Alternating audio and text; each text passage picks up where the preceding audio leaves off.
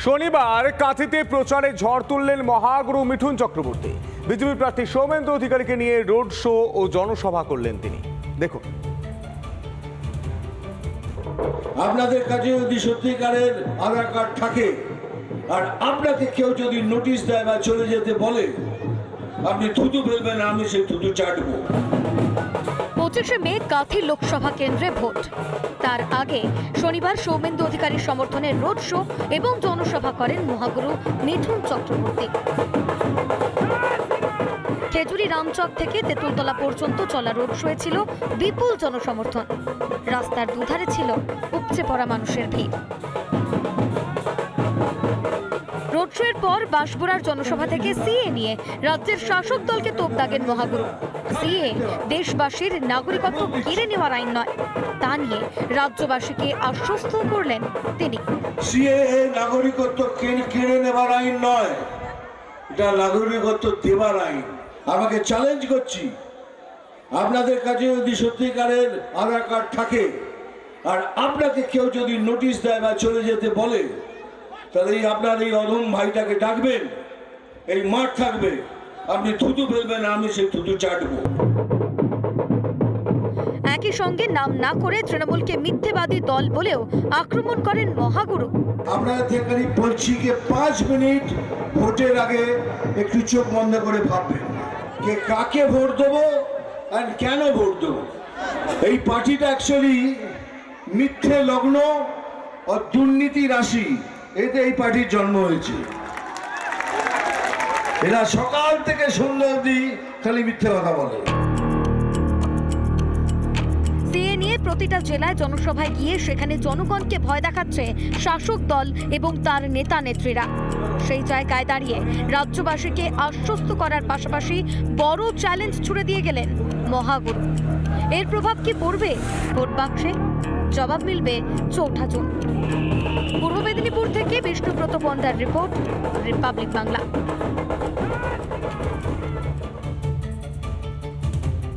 তৃতীয় দফায় ভোট দিয়েছে মালদাবাসী, আর ভোট ফুরোতেই সাধারণ মানুষকেও ভুলেছেন নেতারা। যেই ভোট ফুরিয়েছে অমনি পরিষেবা বন্ধ। মালদার রতুয়ায় খাবার, বিদ্যুৎ পরিষেবা থেকে বঞ্চিত মহানন্দ টোলা গ্রাম পঞ্চায়েতের বেশ কিছু পরিবার এই পরিষেবাগুলো থেকে বঞ্চিত। তারা ঠিক কি বলছেন শুনবো।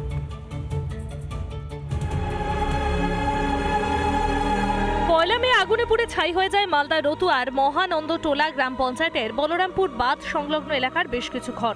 সর্বস্ব হারান গ্রামবাসীরা। আর তখন ভোট পেতে মরিয়া সব দল।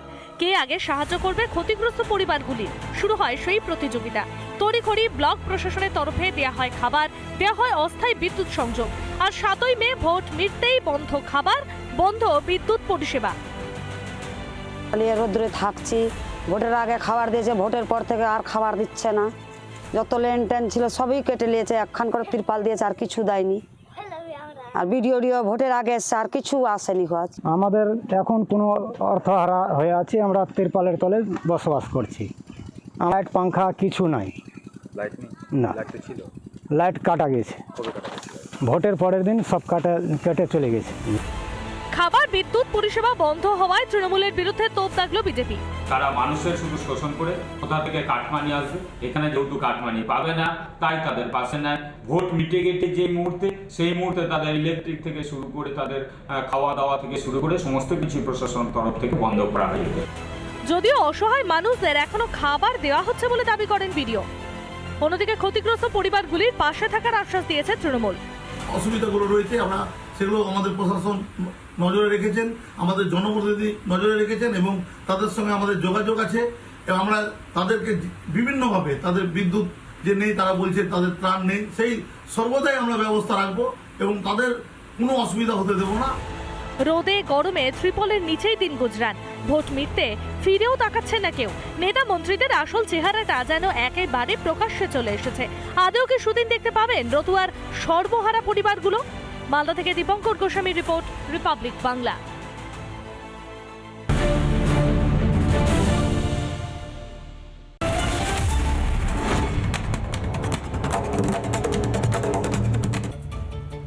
ঝুলি থেকে কি বেরিয়ে পড়লো বেড়াল?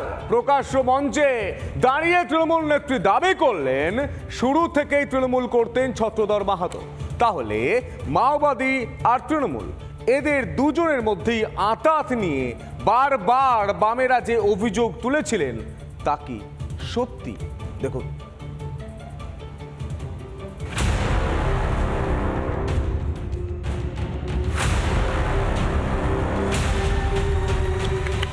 সাতাশে অক্টোবর 2009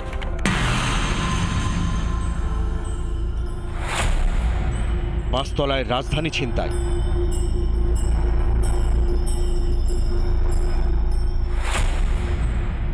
রেলমন্ত্রী মমতা। 28শে মে 2010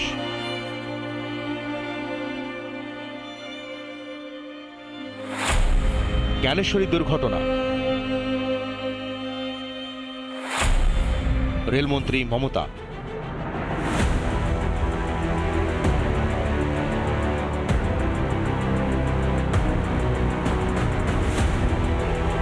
ছত্রধর আমার ব্লকের প্রেসিডেন্ট ছিল। ছত্রধর কিন্তু তৃণমূল কংগ্রেস করতো তখন। 2008 সালের কথা বলছি আমি। 2008 সালের কথা বলছি আমি। সেই ছত্রধরের কথাই বলছেন তো মুখ্যমন্ত্রী?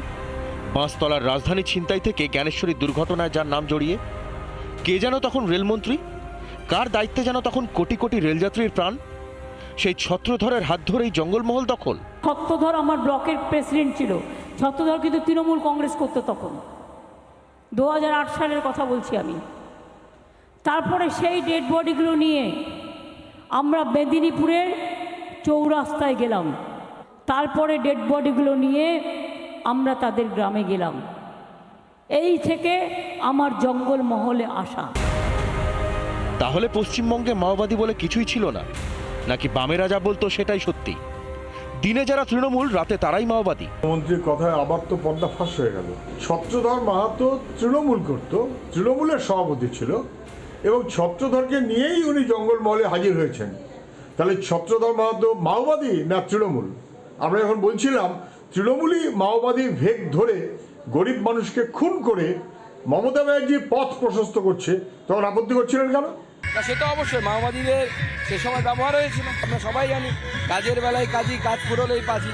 তো স্বাভাবিকভাবে কিষাণজি এটা ভালো বলতে পারবে তাকে কীভাবে মমতা বন্দ্যোপাধ্যায় ব্যবহার করেছিলেন এবং তারপরে ছুড়ে ফেলে দিয়েছিলেন। জঙ্গলমহলে দাঁড়িয়ে মমতার গর্বিত গলায় স্বীকারোক্তি, ছত্রধর মাহাতো প্রথম থেকেই তৃণমূল করত। তার মানে জনসাধারণের কমিটি আসলে ধোঁকা। কমিটির নামে জঙ্গলমহলের যাবতীয় খুন আর হিংসা তাহলে তৃণমূলের ছত্রধরেরই নেতৃত্বে।